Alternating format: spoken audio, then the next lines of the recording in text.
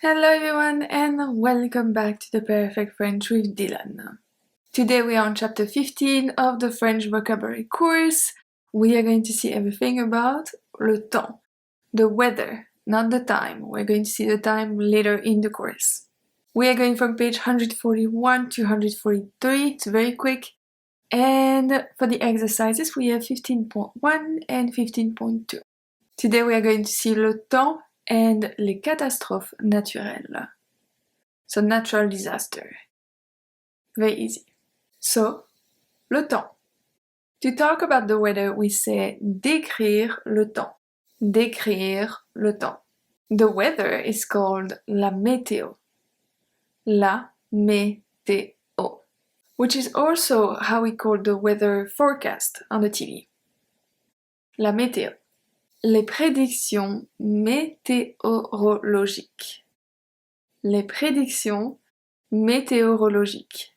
Météorologique. Météorologique. And finally, if you want to ask how is the weather, we say quel temps fait-il? Quel temps fait-il? We're always going to start with this. Il fait beau, il fait beau, il fait chaud, il fait chaud, il fait frais, il fait frais. Here after il fait, everything is going to be masculine singular. We don't have any feminine after this. It's always going to be masculine singular. Few other ones we have froid, il fait froid, il fait humide, humide, il fait lourd, heavy, il fait lourd. But we also have il fait mauvais, il fait mauvais, il fait nuageux, il fait nuageux, il fait orageux and il fait soleil. Il fait soleil. If you want to talk about the degrees, we say il fait 3 degrés, for example. Il fait 3 degrés, but if it's minus, il fait -4. We don't have to add degrees. Il fait -4, -4, -4. Another way to describe the weather is to use il y a. Il y a. Il y a du brouillard, du brouillard. Il y a du soleil, du soleil. Il y a du vent, du vent. Now for different verbs. Do you remember that I always said that you have to study vocabulary by words, by family of words? That's what we're going to do now.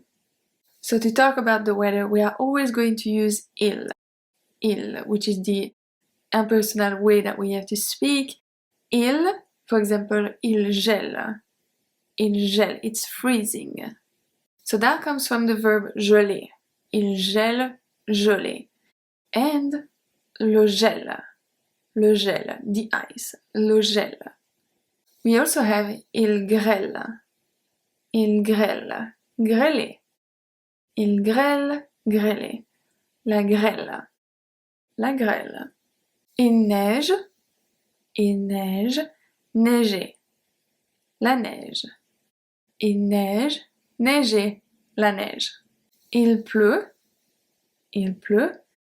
pleuvoir, and la pluie. La pluie. So just with this one, you know the conjugation, you know the infinitive verb, and you know the noun. Very easy. Let's see 2 sentences. Mes parents se sont assis dans notre salon juste pour parler de la météo. Mes parents se sont assis dans notre salon juste pour parler de la météo. Elle n'a pas apporté de parapluie car elle pensait qu'il allait faire beau toute la journée. Elle n'a pas apporté de parapluie car elle pensait qu'il allait faire beau toute la journée. That was quite easy. You can do the exercise 15.1. Second and last point we have les catastrophes naturelles. Natural disasters. We have a few slides, then 2 sentences, and that's it for today already. So let's see, we have un blizzard, une canicule, une canicule, une chute de météorites, une chute de météorites, une coulée de lave, une coulée de lave.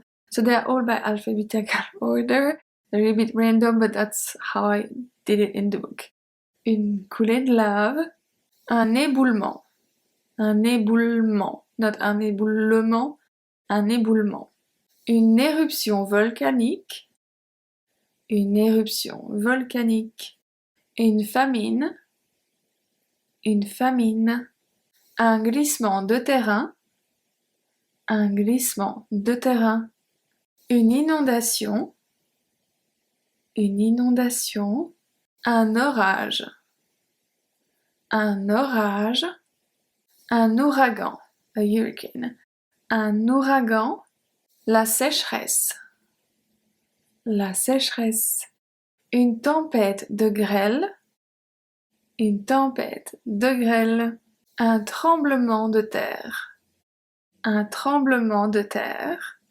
three more, un tsunami, so we don't say un tsunami, we say un tsunami, un tsunami, un typhon, and the last one, une vague de chaleur. So it's more common to say une canicule, but you can also hear une vague de chaleur. Let's see. Le typhon a inondé toute la ville.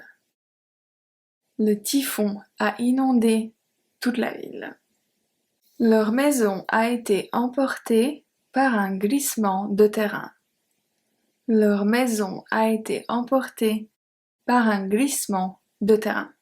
Exercise 15.2. You have 10 sentences and you have to find the right word in the list for each sentence.